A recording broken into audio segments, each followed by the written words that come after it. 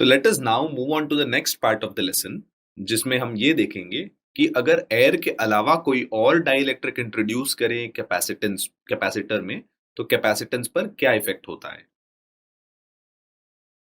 So if you recall, अगर air dielectric था, the one thing that happens is dielectric के अंदर का जो इलेक्ट्रिक फील्ड है वो हमेशा अप्लाइड इलेक्ट्रिक फील्ड के ऑपोजिट डायरेक्शन में होता है।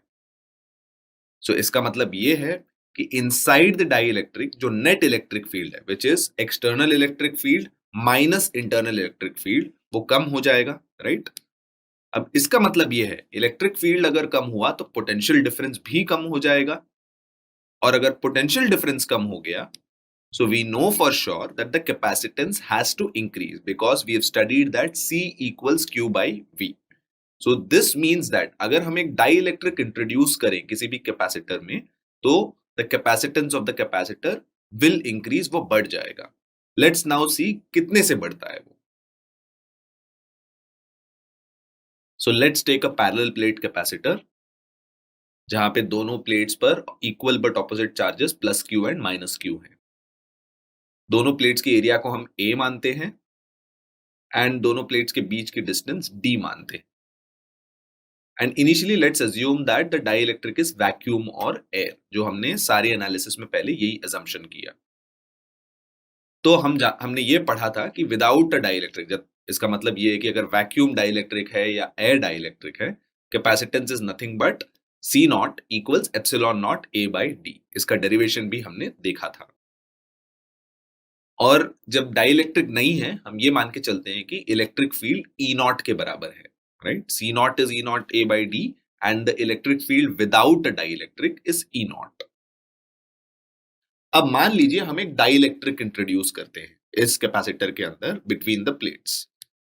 सो द फर्स्ट इफेक्ट इस डाइलेक्ट्रिक के इंट्रोडक्शन की वजह से डाइलेक्ट्रिक के सरफेसेस पे चार्जेस इंड्यूस होंगे। जो ओरिजिनल नेगेटिव प्लेट के पास जो डाइलेक्ट्रिक का सरफेस है उसमें पॉजिटिव चार्ज इंड्यूस होगा, और जो ओरिजिनल पॉजिटिव प्लेट है उसके पास जो डाइलेक्ट्रिक का सरफेस है उसमें नेगेटिव चार्ज इंड्यूस होगा। नाउ इस इंड्यूस चार्ज की वजह से ऑपोजिट डायरेक्शन में एक इलेक्ट्रिक फील्ड आएगा डाइलेक्ट्रिक के अंदर। Let's assume this induced electric field is E dash inside the dielectric.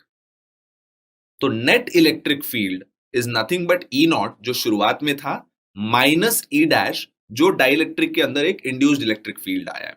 तो इसका मतलब क्लियरली डाइलेक्ट्रिक को इंट्रोड्यूस करके हमारा जो electric field inside the capacitor है वो घट रहा है, क्योंकि हम E नॉट से E डैश को सब्ट्रैक्ट कर रहे हैं। सब्ट्रैक्शन में हमेशा क्वांटिटी घटता है, तो E is E naught minus E dash, और क्योंकि ये घट रहा है हम ये भी कह सकते हैं ये एक फ्रैक्शन बन रहा है।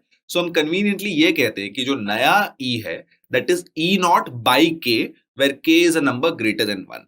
तो E नॉट को अगर 1 से बड़े नंबर से डिवाइड करें तो भी घटेगा। So hence the first thing we understand is that E naught by K is the new electric field, जिसका मतलब ये है कि the electric field is Q by KA epsilon naught, and K is equal to the dielectric constant. तो net potential difference अभी क्या हो जाएगा, V is equal to ED which is QD by KA epsilon naught, और इसका मतलब ये है कि net capacitance is Q by V which is K epsilon not A by D। Epsilon not A by D तो C not के बराबर था, थोड़ी देर पहले ही देखा था हमने, and this means that the new capacitance is K C naught, और जो इंड्यूस्ड चार्ज है वो Q induced will be equal to Q into 1 minus 1 upon K। ये डाइलेक्ट्रिक पे चार्ज है। How did we find this out? We found it out by the electric field inside the dielectric which is E naught minus E dash. So अब हमें ये पता चला है कि डाइलेक्ट्रिक के इंट्रोडक्शन पे जो इलेक्ट्रिक फील्ड है वो E नॉट बाई K हो जाता है, जहां पे K डाइलेक्ट्रिक कांस्टेंट है। पोटेंशियल डिफरेंस भी QD by KA epsilon not हो जाता है, और उसकी वजह से जो कैपेसिटेंस है original capacitance multiplied by K हो जाता है। तो कैपेसिटेंस K से मल्टीप्लाई हो जाता है, इलेक्ट्रिक फील्ड और वोल्टेज K से डिवाइड हो जाते हैं, और induced charge on the dielectric is Q into 1 minus 1 upon K।